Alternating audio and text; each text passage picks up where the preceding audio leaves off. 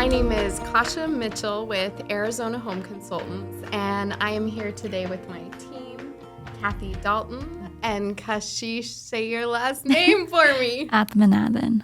Nice. Yes. In addition to the performance anxiety of sitting at this table, I didn't realize that would be something that would come up for me pronouncing your last name. No, it's a little tough. You're totally fine. Thank you. This is new for us. We have been working together for some time, but we are kind of expanding our horizons and really wanting to get out there a little bit more in terms of who we are, what we do, what we're passionate about, who we like to serve. So we've decided to sit down together today in this beautiful little studio and have a conversation kind of around what brought us together and why we do what we do. So, Kathy, are you comfortable being on the hot seat first? Sure. All right. Tell us a little bit about your background. Sure. Well, first of all, I'd like to say I consider myself a buyer's agent. I like to work with buyers, helping them into homes, especially young families who are really working to get that down payment and get all their papers in order and work with a lender, all of that. I really enjoy the whole process, making it as stress-free and easy for them as I can, because I think that's important. Yeah. My background, I have a background both in social work and in psychology. And I feel like that really helps me understand my clients a little bit better and therefore make things easier for them and help them understand the process as we go. Because if you don't have someone there explaining it step by step, it can be confusing and you can get really wound up in the details.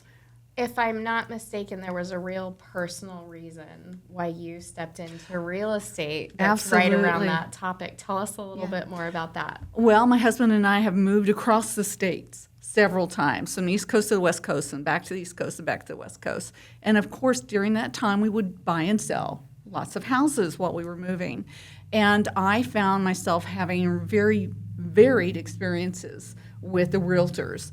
In fact, I had one realtor who was so wonderful. She handled everything. She took professional pictures. She explained everything. She was a delight to work with. She was just awesome. And I felt like, this is easy, this is fun, this is really the way it should be. And then right after that, I had an experience with a realtor who was abysmal. She was just awful. When she put in the listing, she got the price wrong, completely wrong, switch it off by $100,000. She misspelled a lot of the things in the listing itself. She told me she was coming out to take photos, and when she arrived, she was by herself. And I'm like, where's the photographer? And she's like, oh, I'm just going to take them with my phone. I have a great phone. Needless to say, those photos looked like, they were very dark, and the angles were strange, and they weren't very well done at all. With the other realtor, when I looked at her photos, the professional photos, I was like, I would buy my house. And when I looked at this realtor photos, I'm like, oh my God, it's so dark and awful. Why would you go in there? So the whole experience all the way through was not something I'd like to see other people have to go through. It was very stressful. It was unpleasant. I felt like instead of working with my realtor, I was actually butting heads with her quite a lot, and that wasn't something I wanted. I wanted somebody I could talk to and go through the process with, like I had before. That's such an interesting point because there was a study done of, the 3 most stressful life events, and it was death, divorce, and moving. Yes. And so Absolutely. It makes complete sense that as you're saying that when you had that positive communication, it was so phenomenal, and when you didn't, it was so stressful. Yes, because absolutely. Moving is one of the biggest stressors out there. And I can say that sometimes moving almost led to divorce for me and my husband. Very stressful.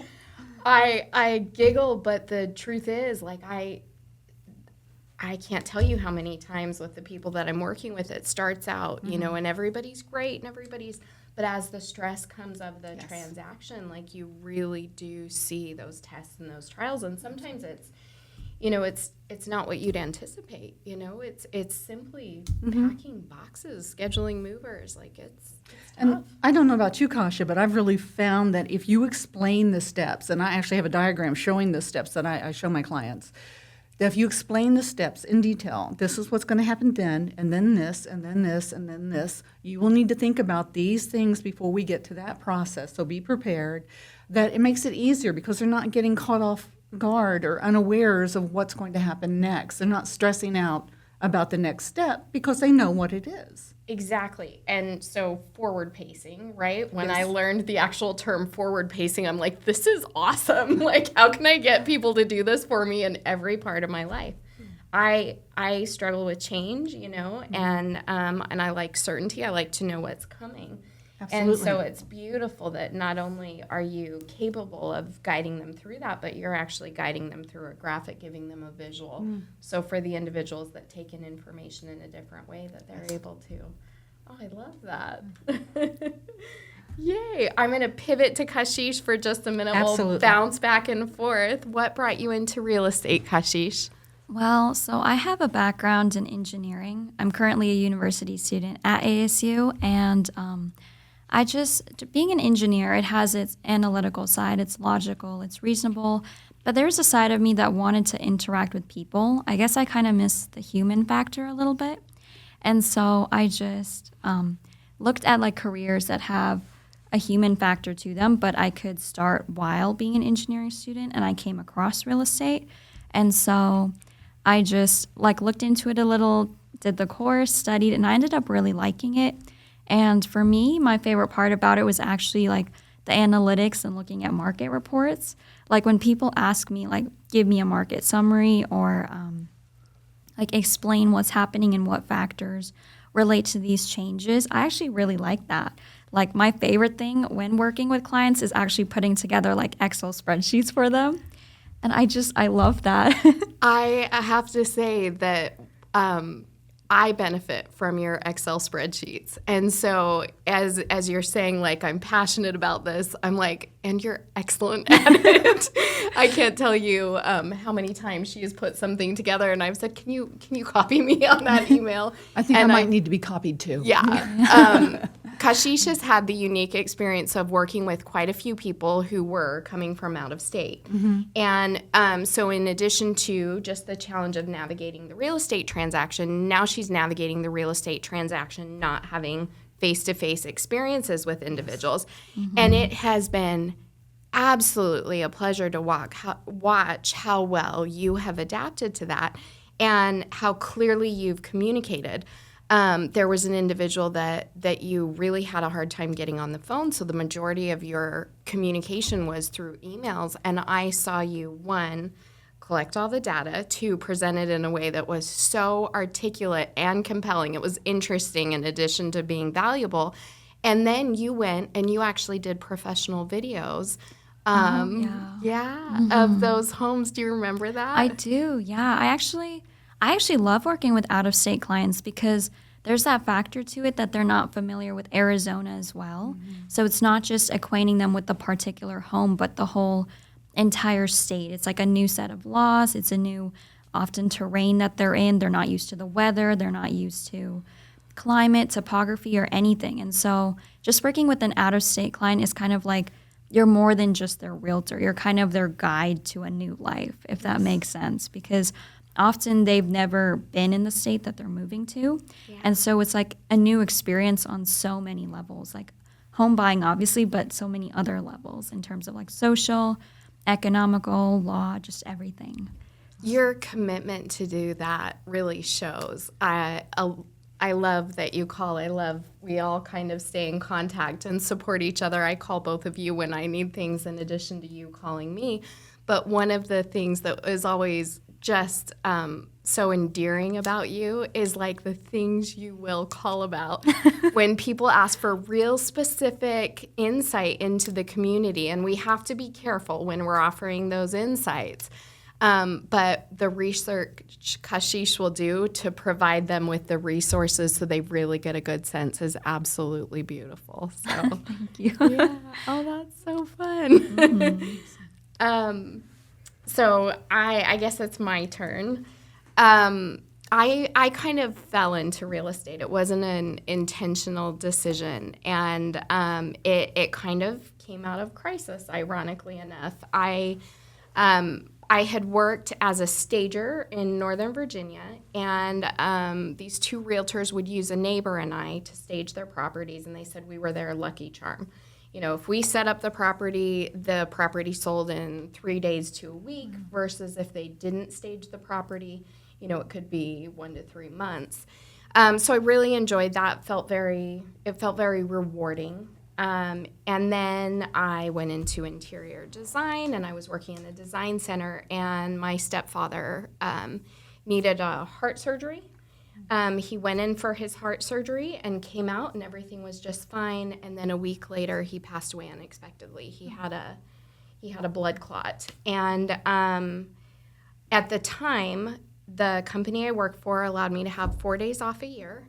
And 4 weekends off a year, I should say. And I worked weekends and evenings, and I rarely saw my kids. So I made a very emotional decision at that time, and I left my job, not really sure where I was headed to. Thankfully, I ended up with a property management company that managed luxury vacation rentals. And so I took a pay cut and a schedule increase, but I could take my kids to work, and, you know, I could work my schedule flexible.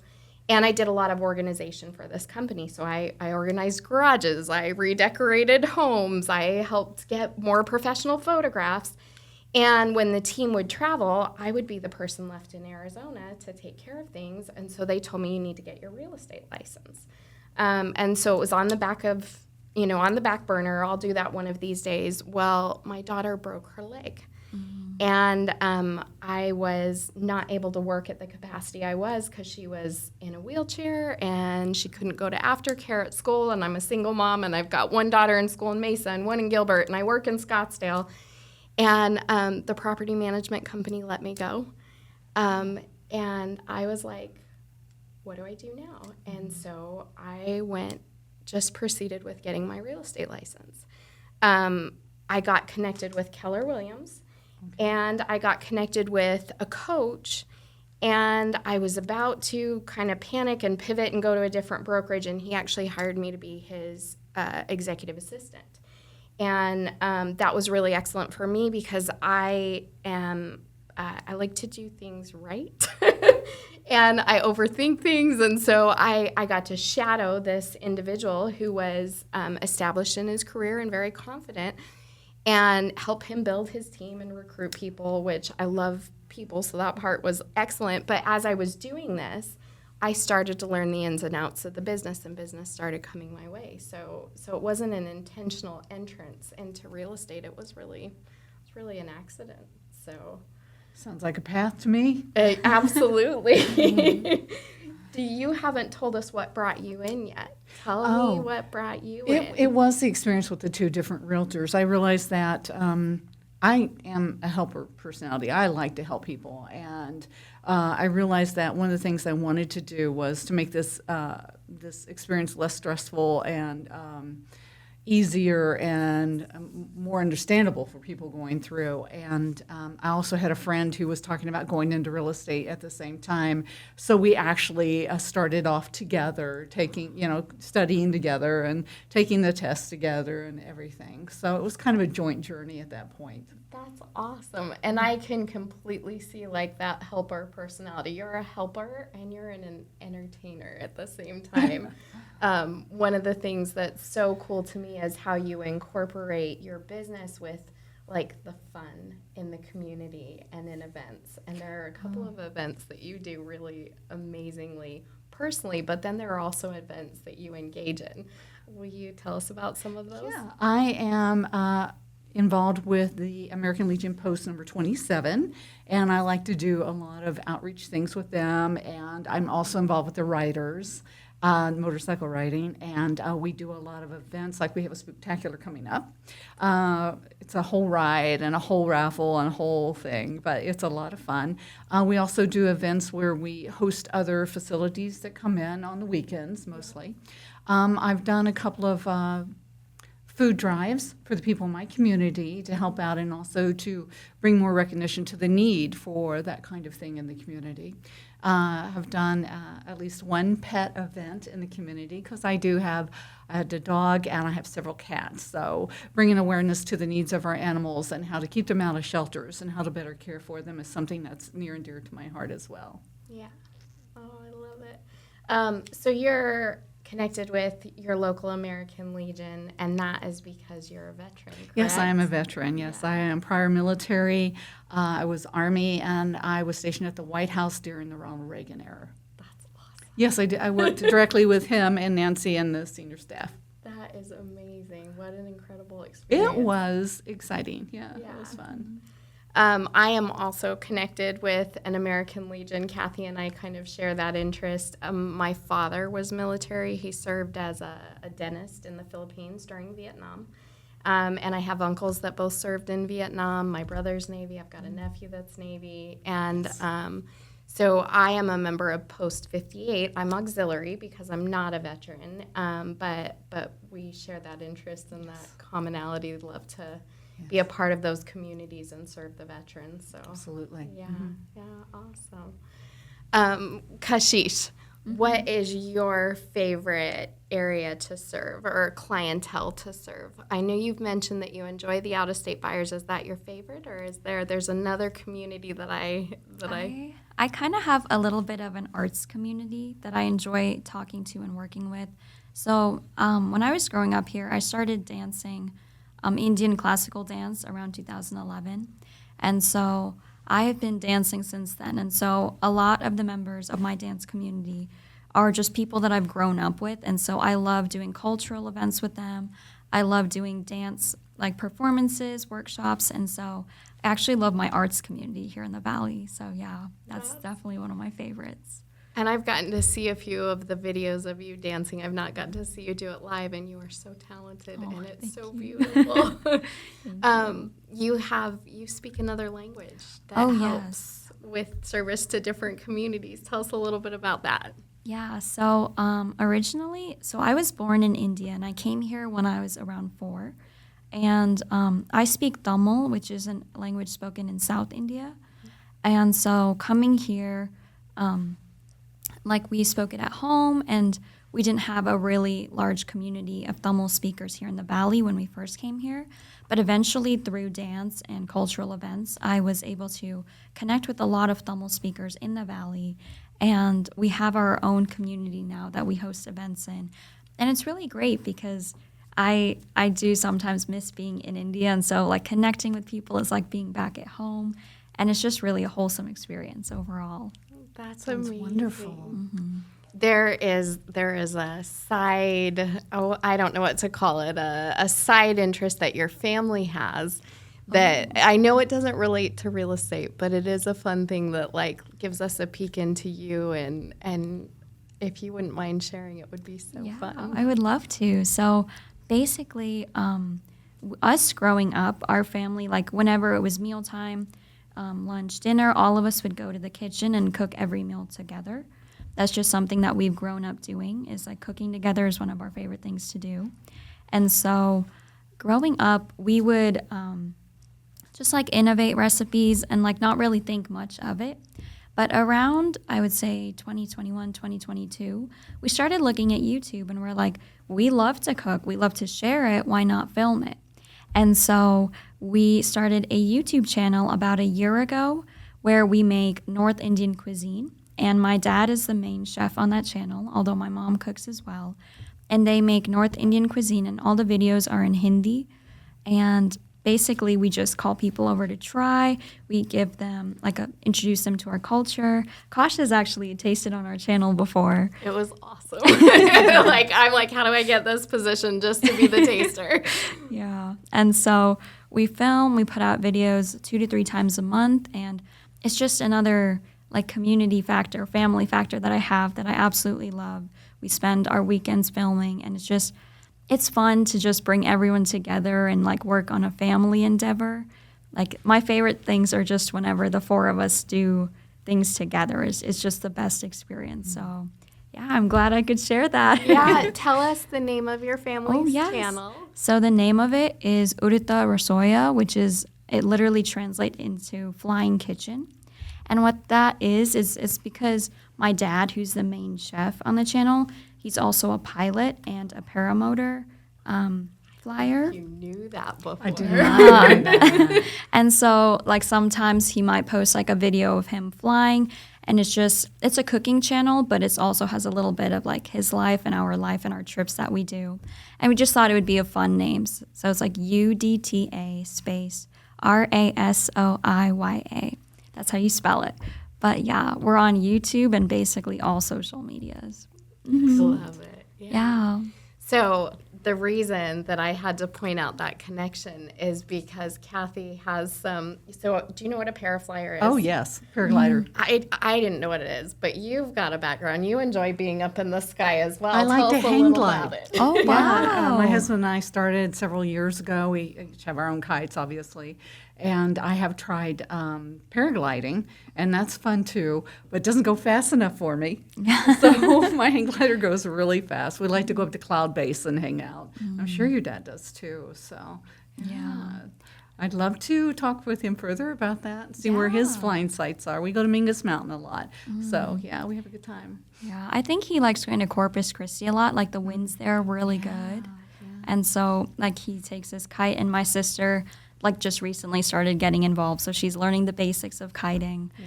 And so, yeah, like, the beaches in Texas are just the best places. Like, Absolutely. the wind and the scenery is just beautiful. We started at the beach. We were beach pilots. And after we flew all the beaches we could find, we started going inland to the mountains for the thermals and riding those. So, yeah, I understand the beach is my favorite place. Yeah.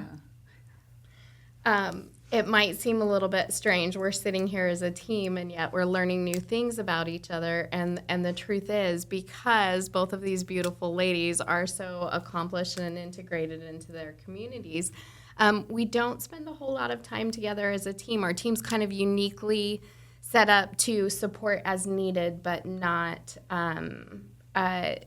We don't have a lot of requirements in terms of structure and infrastructure and things like that, and that's quite intentional because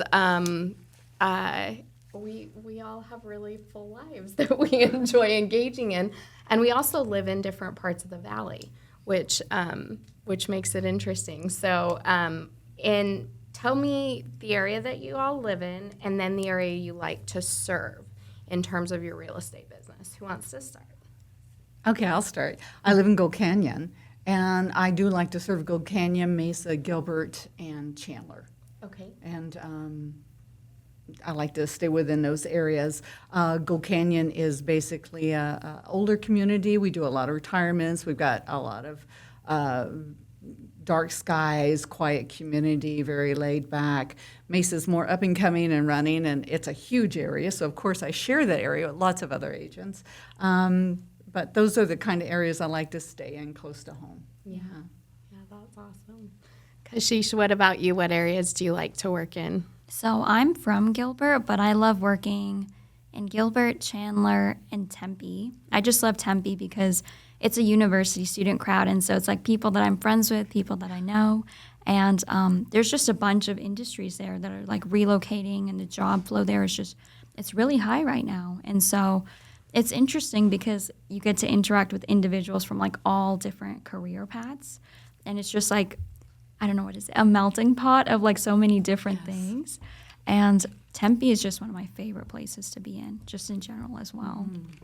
Yeah. I love it. So Tempe's your favorite. Gold Canyon's your favorite. Who knows what my favorite is? Let's guess. Is it where you live? Tell us, Kasha. So I have worked all over the valley. Like, I have literally gone as far south as Arizona City, and I've gone way up north and east and west, but my absolute favorite is Fountain Hills. The first time I drove into Fountain Hills, I said, where are we? I want to live here. And it took me about 7 or 8 years to realize that experience. But in addition to it being like a truly stunning community, it's got a small town vibe to it. And the people that I've connected with primarily through the American Legion and Elks Club and then local small businesses, I feel so loved and so connected to that community that it's awesome. I do enjoy going into Scottsdale, Cave Creek, Carefree, Desert Ridge, Mesa, Gilbert. I've lived in Mesa and Gilbert as well. Tempe, Chandler. I've worked in Tempe and Chandler. So kind of that northeast valley, that's kind of the areas that I prefer to serve. But sometimes, like, if you find a client that's just awesome, it's like, oh yeah, I'll go anywhere for you. What do you need? So I had a client selling land down in Arizona City, so I would do that, drive back and forth with them a couple times a week, and I would only do that for them.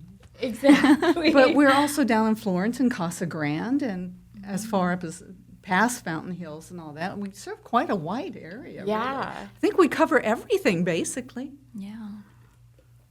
And what we don't cover, we actually have really strategic partnerships in place. So Keller Williams is really unique in that it has a nice referral basis. There are a lot of events where you can get to know people, a lot of forums where you can connect with people outside of your area. And so in the event that you're watching this and you do not live in Arizona or you live in north, south, anywhere, we literally have phenomenal agents anywhere that we can share and we can refer. Absolutely. So whenever I have a family member that's in a different state that buys and they tell me they've had a negative experience, my heart kind of goes where I'm like, oh, I should have told them I could help, because if I know that they're moving, I always offer to, but occasionally with military family, I get the news after they've already been transferred. So, yeah. There was one thing that really kind of solidified my passion for real estate that I like to share, and that was not my smoothest transition by any means, and yet whoever claimed that I was smooth. After being in real estate for a short period of time, you walk through homes, you get to know people, and getting to know people's really rewarding. Walking through homes at times, like, it can be fun, but once you start to see a lot, it's kind of like you don't like bask in that enjoyment as much. And I kind of had this little crisis maybe about a year and a half into real estate, and I was like, am I doing anything that matters? Because I felt like with design I absolutely was, because I could transform people's space to be something that they felt just exceptional in. I was like, does this really matter? And there was one statistic that I heard that completely transformed how I looked at real estate.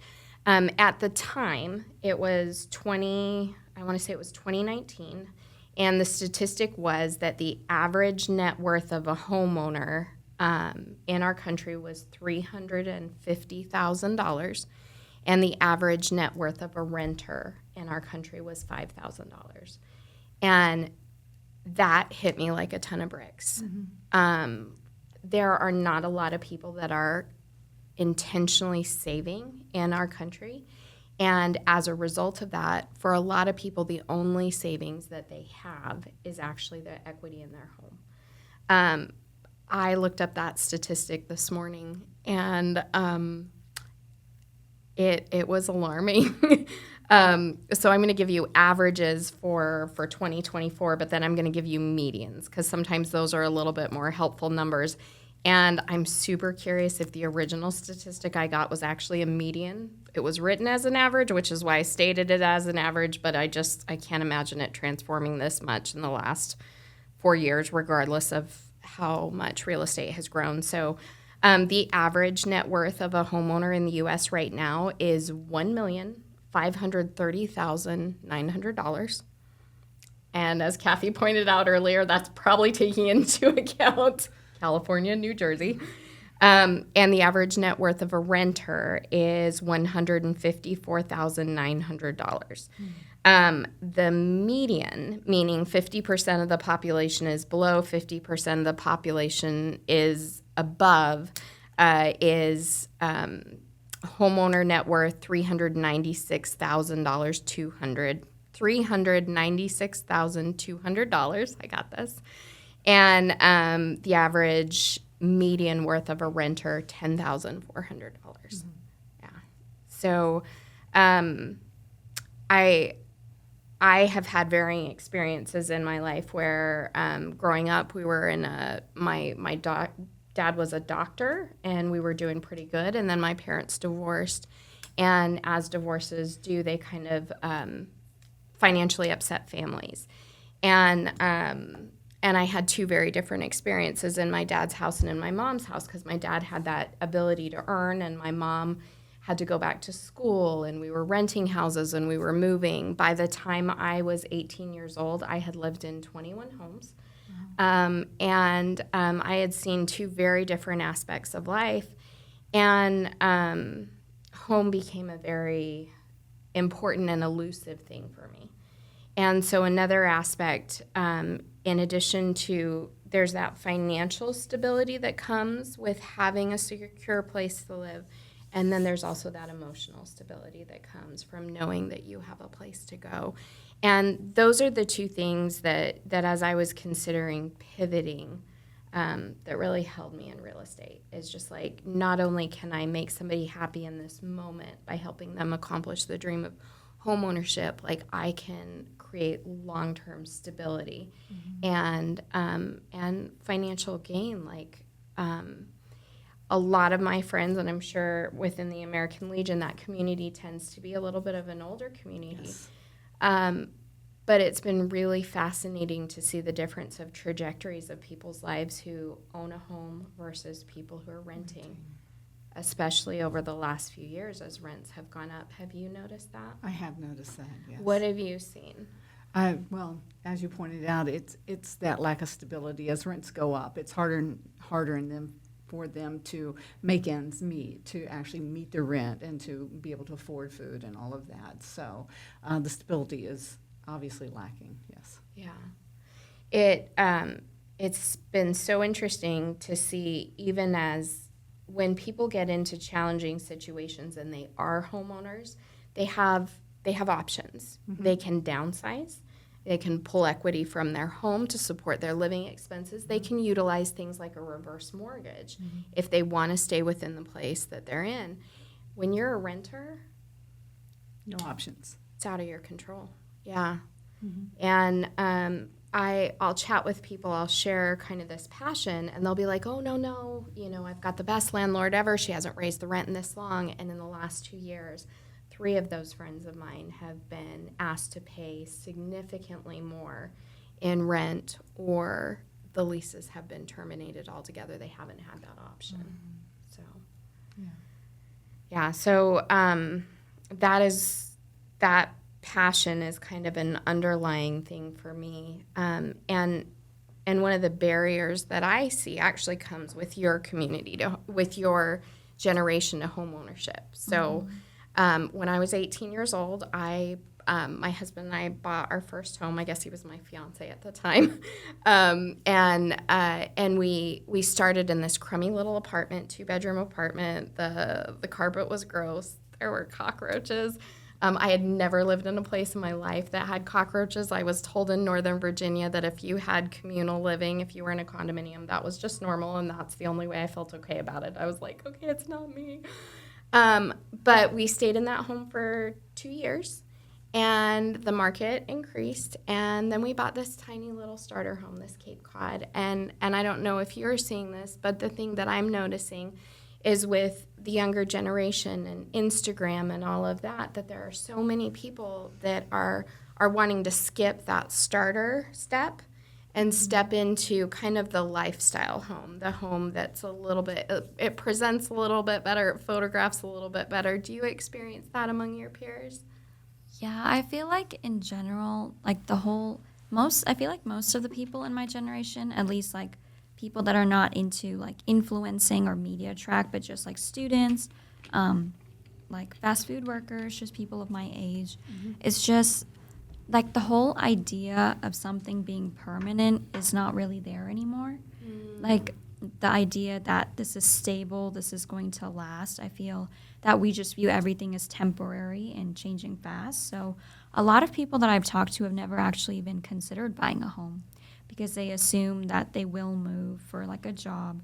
They assume that a lot of people don't put like marriage or kids into the equation at all, which I suppose like it's reasonable right now, but it's just not something that people think about. Like I feel that in the past, like the home has been kind of taught as like a keystone, like you make a place and then you build your life around it, versus now it's more like your career is the keystone. And so whatever your job demands, you just build around your job. I am so glad I asked you that question because I didn't get the response I was anticipating, and I love like the response that I got because it is such a window.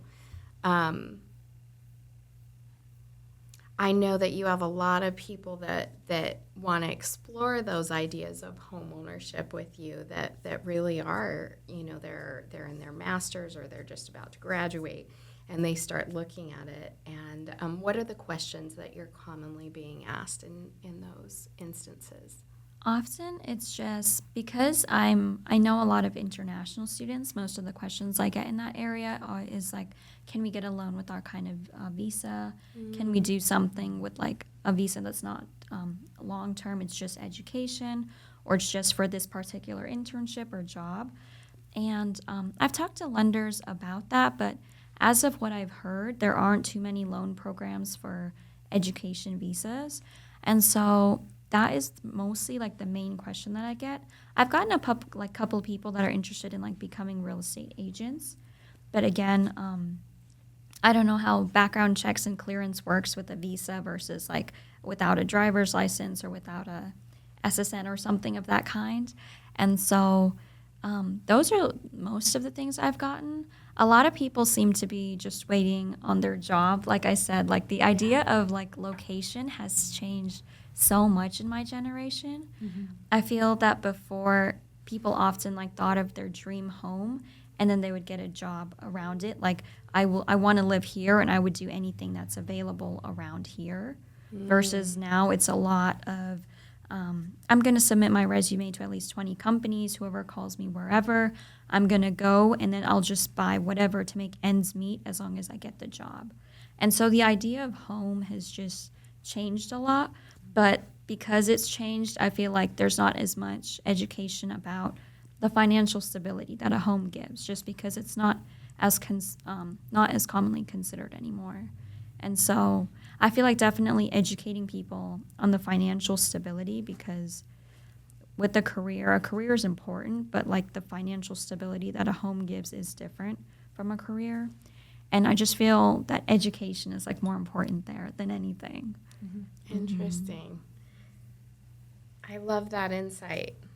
I stepped into home ownership really young, and rolled up and rolled up and rolled up, and then got a divorce and purchased my own personal home. And then I moved to Arizona. I bought a business instead of buying a home. If I had bought the home we rented instead of the business we bought, I would have done better from the home than the business, ironically enough.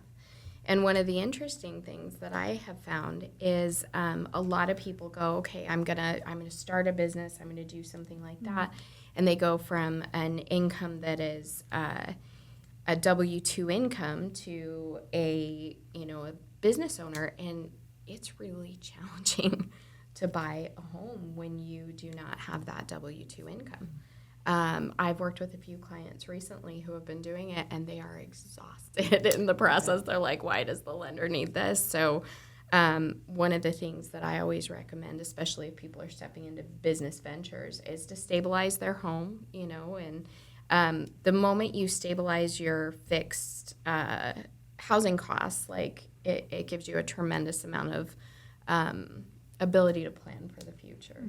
So I feel like I got super boring for a little while. I'm sorry, guys. No, that was good information. That's good information. Yeah, it's good to know. What do you guys want to talk about? Well, you asked her about her generation, and what I'm finding out in Gold Canyon is that I'm getting a lot of older people who are retiring, or their kids are going away to college or moving out, going to follow the job, as she said. And so what I'm looking at is that they're wanting to downsize, and more it's going to something that is, for example, new builds, because they feel that there's less work because it's new, and it's smaller, so it's easier to take care of. The yards and landscaping is usually minimal. So I'm seeing that trend moving from having a home with a family and a little bit of land around you, to go into something that's really minimalistic and small and easy to take care of and deal with. Are you seeing that as well, Kasha? To some extent. You know, it's interesting. There seems to be this flow when people enter into retirement, they step into that ultimate luxury home, like everything they've ever dreamed of. And then it seems like within, 2 to 10 years, Exactly. there's a pivot and you start going in the other direction towards that downsizing. And not so many new builds in Fountain Hills. I don't know. You've actually been to some of our new build communities with me there, but you'll notice that they're very Yes, they are. yes, they're very expensive, and they're very compact. And in Gold Canyon, do you find that the new build communities are a little bit more condensed? They are a little bit more condensed, and I'm seeing more expansion out there. And we've got Gold Canyon Central, and then it's kind of expanding out down 60, out toward Peralta Trails and down that way, over where the Renaissance Fair is held. But also we are seeing more expansion in Apache Junction, which is right next to us on the 60. And they are doing new builds, but they're going out to where the land is undeveloped and then just doing entire swaths of development at one time. The houses are small, but they're also very reasonable right now. Right. I think new builds are a really interesting option for people. And as I say that, there's always this little catch in me. And you guys know the catch, right? Most people don't realize that they can be represented in purchasing a new build, right? So Absolutely. as realtors, we've all heard the horror stories where your client goes in and they go in without their realtor and they sign a little piece of paper just like this, just a form, and it's like, oh, you're unrepresented from that point on. Does it save them any money? Not in the long run. They do not knock down the price. The money that would go towards their realtor's compensation is not taken off the top to give the buyer a better price. The contracts are unique to each builder. So a builder could literally go in to Word and write whatever contract they want. They're not held to the same standard with the Arizona Association of Realtors that provides contracts that have been poured over by hundreds of lawyers and detailed to protect the buyer, to protect the seller. And a lot of times they're bullied out of inspections. Yes, that is Have you my been through biggest problem with the new builds, and I often make sure that any clients I have or possible clients understand that if they go to a new build, there are certain things that they need to be aware of before they step foot into the office. And the lack of their representation, representing their rights and keeping their safety in terms of what they can expect as it goes along. And the end result of the inspections or the lack of inspections by the contracted builders, it's concerning for me, very. Right. And that's not to say that they're all builders are bad by any means. Oh, It just absolutely not. really is like the wisdom of walking in with representation. The thing I think of is if we were, if I were to get into a car accident and the other individual in the accident were going to pay for my legal representation, would it make sense for me to have them be represented, or would I go, no, I don't want to be represented? Yeah. The way real estate works is new build communities typically pay for the buyer's representation. They don't advertise that to the buyer, but they pay for that representation, and it's no cost to the buyer. It allows them to navigate the transaction with someone who's actually a fiduciary for them, an advocate for their rights. And that inspection piece is one of the biggest pieces where I felt like it's paid off in spades. I agree completely. We have a home inspector we work with often, and one of the things I love about him is he's got one of those infrared guns that shows like the temperatures of everything. You laugh because you've heard me talk about this gun. I love this gun. I occasionally go borrow it from him. You scan the room and you can see based on the colors like what, the temperatures, the heat. And he has found walls in new build homes that have zero insulation in them.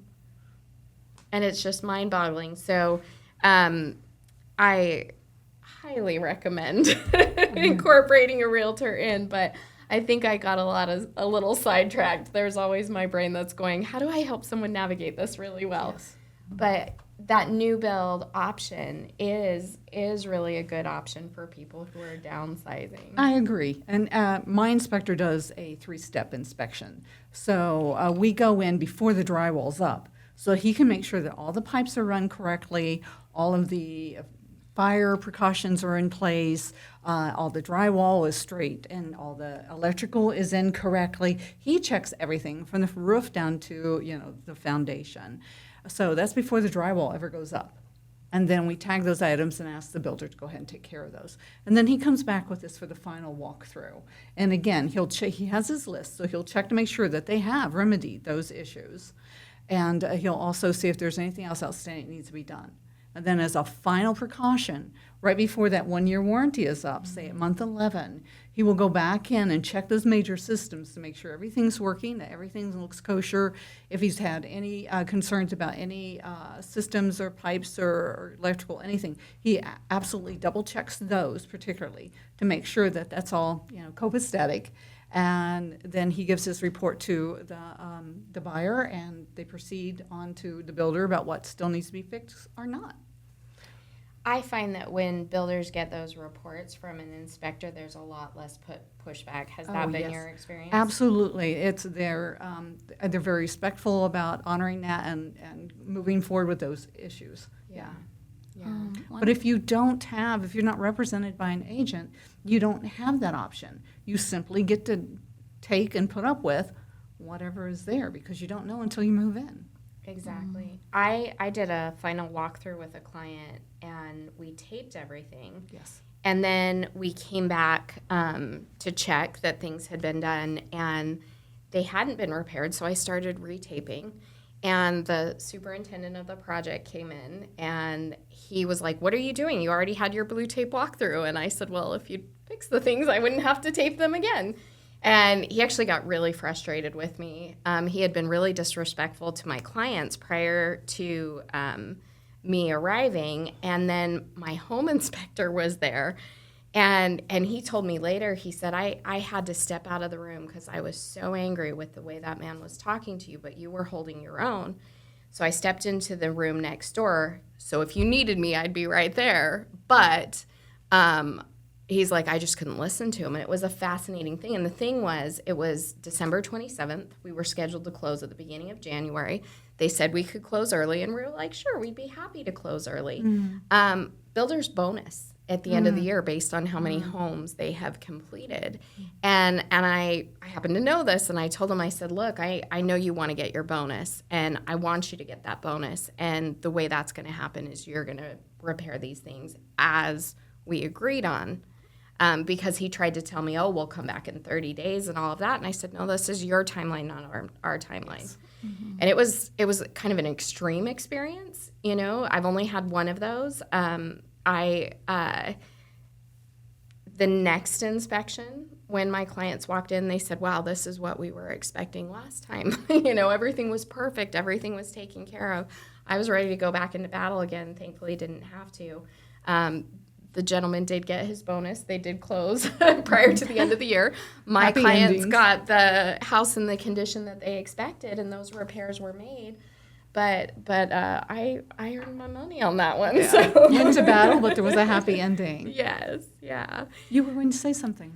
Oh, yeah. I was going to say for the new builds, just in general, of the ones I've been to, I find that sometimes they just provide forms with just the prices on it and then the plan. Mm-hmm. And when I give those to my clients, they often assume that that is the final price. Like they don't see how many additional features, like advancements that they could do, how many options are available. Mm-hmm. And so often when they try to look at new builds themselves, they look at just the floor plan, which is just the price for land, and assume that's the price for the house. And so being there with them and just explaining even the basic introductory forms that they provide is I think super important, because otherwise they often assume things are $100,000 cheaper than they are, because those forms most of the times they don't have any definition of floor plan, elevation, different topographies or anything. And it's just a form with numbers. And so all people could assume is that's the final price when it's not. That's a great observation. It's like going to the a la carte steakhouse where you're thinking you're going to get your steak and your potatoes and, you know, your side dishes and all that. And it's like, no. You order a steak, you get a steak. You want anything else? Yeah. And it's amazing the variety of builders out there. There are builders that you walk into and it's like, this is what you get, you know, you can only do this. And then there are builders that present their homes that look absolutely stunning, and they've put 20 to 40% in upgrades into that property. And if you want an equivalent home to the home that you're walking through, you need to budget that into your purchase price because, Yeah, I think it's funny how it's just like they advertise the land. Like you go there for a home, but the form just has like the land and the basic 4 walls, and you don't. I don't know. I feel like sometimes just builders sometimes even forget that it's a home. It has more to it because all the, like in the price that they share, it's just the most basic form of the home available. And they know people are going to want more, but you have to do research to do more. You have to know what questions to ask. Yeah. Even just electrical rough-ins for central light in a bedroom sometimes is an upcharge. And so you go, okay, you know, where am I going to have electricity if I want to put a light in, you know? Yeah. Well, I think that the market's really changing because what we're seeing, it's been really kind of flat and stable for a while with those interest rates being stagnant. But now we're seeing that the rates are starting to fall. I'm getting a lot more interest. I don't know about you guys. A lot more people wanting to see, people contacting me about listings. So I'm really seeing a change in the market. What about you? I see a change in the market in kind of the starter home, mid-range home. In the luxury market, we don't follow the trends with interest rates as much. We tend to track the stock market. Whenever there's anything politically going on, a lot of times, like the luxury market gets a tiny bit sluggish. One of the things that's so interesting, in my opinion, is how within an area, you know, we're in the greater Phoenix metro area, and there are all these little cities, how varied it can be just within, from city to city. Yes. And we actually have a great resource within our greater Phoenix metro area called the Cromford Report, and both of you are followers of the Cromford Report. And it's like one of the bonds that tie us is we all we're all super nerdy. We like data. We like that. Absolutely. And it's one of the unique services that we can offer our clients is really specific market information, not just to the greater Phoenix metro area, but to each individual zip code in that area. Yeah, so I love that you brought that up. We've got overall, we're in a balanced market right now in the Phoenix metro area, but the cities on the outskirts, specifically the ones that have a lot of new builds in them, are typically in buyers markets. And then there are some communities that are still in sellers markets. Nothing as strong as we saw in 2021 and 2022, but that was weird. Yeah, that was so crazy. weird. Like it's so it's different. Yeah. It's strong, but it's not, it's not bizarre. Yeah. So some of those, luxury communities and centrally located communities, Fountain Hills, Scottsdale, Chandler, Paradise Valley, Tempe, Gilbert, they tend to stay in a strong seller's market or at least a moderate seller's market. I love that you brought up that data. Yeah. One thing I just recently found out is sometimes just the HOA, how controlling it can be, or sometimes how open it can be as well. I recently did a real estate class where we did a court case study. And in one of the court cases, it was about this one neighbor who was on the corner of his street, and he would put up for every holiday 10 to 20 foot decorations, huge decorations. But the thing is, some of them were not super appealing, and so people in the neighborhood started having a problem with that. And that brought up the thing, how tall is too tall? Can the HOA control the size of my decorations? Can they control when I decorate? Is that encroachment on my personal freedom? And so I didn't realize how many ways HOAs could get involved in a homeowner's life. Like, they can tell you what plants you can have in your Yeah. yard, what flowers you're allowed to plant, and the colors of those flowers, what they're allowed to be. I am one of the homeowners who have 12-foot skeletons for Halloween. However, I happen to live in a part of the community that doesn't have an HOA, so I feel very pleased with that. Although I know I have clients, I'm sure both of you do too, who only want to live in an HOA controlled community because they feel like there's a certain amount of protection from things that they'd rather not have to deal with, like a property that has 20 cars on it right next to theirs that might lower their property value. But I can see how HOAs can be very restrictive. Yeah, it's there. I had a client once who got written up because his tire was 25% on the rock. So it was 75% on the concrete, 25% on the rock. And in that instance, I have to wonder if there wasn't something personal going on between one of the HOA members and them, because that does seem a little bit extreme. But it's interesting how much, like, how we're all so different. Because I don't know about you guys, but I have clients that want to be able to work on their car, and they're like, don't put me in an HOA. Absolutely. Like, I want my RV on the property. I want to be able to work on my car. And it's imperative that you know the ins and outs of those communities, and you can help guide them through. Exactly. Getting those CCNRs is so important in being able to understand what the community is going to require, what the HOA is going to require. Absolutely. And within Gold Canyon, we've got areas where there's no HOA, and then we have areas where it's like an HOA, but not really, kind of, sort of. And then there's really restrictive HOAs in the areas like Mountain Brook and Mountain. And those can be very, very particular, and fines are handed out left, right, and center for those. But as long as they're aware and are happy living there, then, it's what their preference is. Yeah, absolutely. One of the other interesting things that I learned recently that I wasn't entirely aware of is HOAs can regulate estate sales. So if you have a home, you have a parent that passes and their home is in an HOA, some HOAs will not allow estate sales. Now, there are very clever estate sale companies that have gotten around that by scheduling appointments, 2 appointments per hour over a period of 4 days, and where they have individuals come have private purchasing opportunities. But that was something new that I learned recently. Given the fact that we are all so passionate about real estate and enjoy talking about this is what we do in our free time. You don't know this, but it is what we do in our free time. We could go on and on forever and ever, but I think we're probably at a good point to tie it up. I guess if there was one last thing that you could share, just if you could say one last thing. Yeah. Well, I'm going to go into the Mutual Admiration Society here.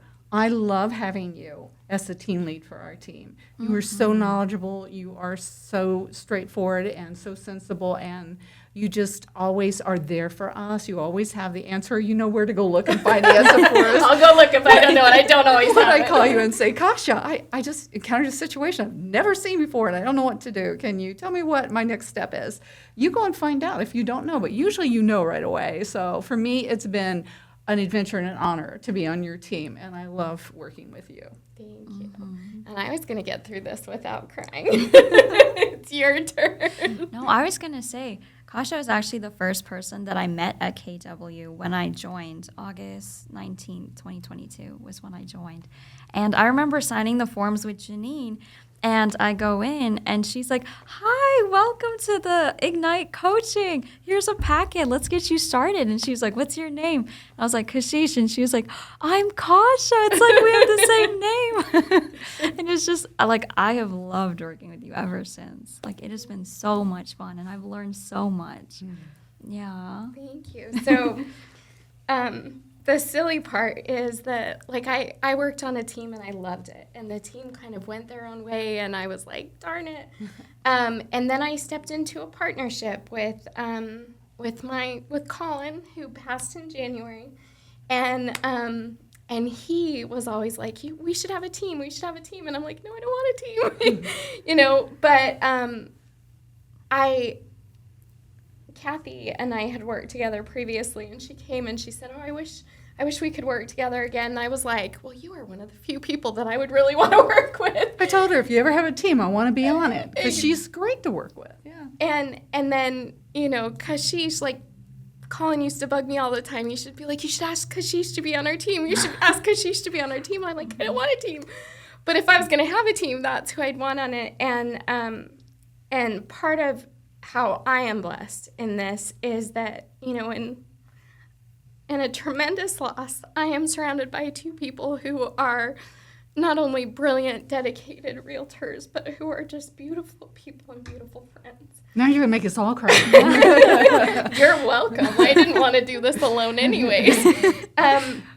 And at a point in my career where I really am challenged to press forward, you guys inspire me and push me to press forward. So thank you. Very much. As I said, Mutual Admiration Society here.